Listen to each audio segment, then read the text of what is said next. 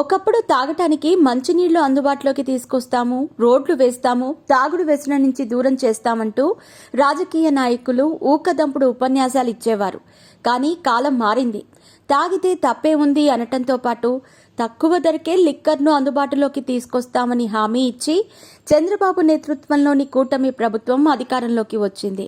అంతేకాదు, అధికారం చేపట్టిన 100 రోజుల్లోనే లాటరీ విధానంలో కొత్త మద్యం షాపులకు అనుమతులిచ్చింది. అంతేకాకుండా ఆంధ్రప్రదేశ్ బెవరేజెస్ కార్పొరేషన్ కొనే మద్యం ధరకు సంబంధించిన బేసిక్ ధరను నిర్ణయించేందుకు ఓ టెండర్ కమిటీని ఏర్పాటు చేసిన సంగతి కూడా తెలిసిందే.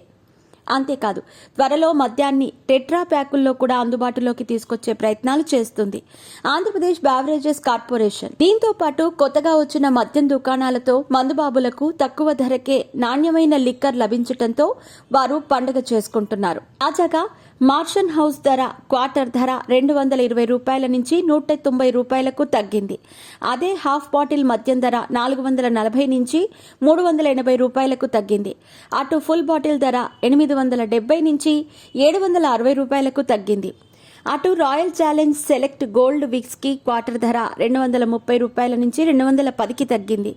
ఫుల్ బాటిల్ ధర 907 నుంచి 840 రూపాయలకు తగ్గింది. Antiquity blue whisky full bottle ధర 1600 రూపాయల నుంచి 1400కు తగ్గింది. అటు జగన్ హయాంలో 130 రూపాయలకి దొరికే మద్యం ధర తాజాగా కొలువు తీరిన కూటమి ప్రభుత్వం 99 రూపాయలకు తీసుకొచ్చారు. త్వరలో మరిన్ని మద్యం ధరలను తగ్గించే యోచనలో సర్కారుంది. తగ్గించిన మద్యం ధరలు త్వరలో అందుబాటులోకి రానున్నాయి.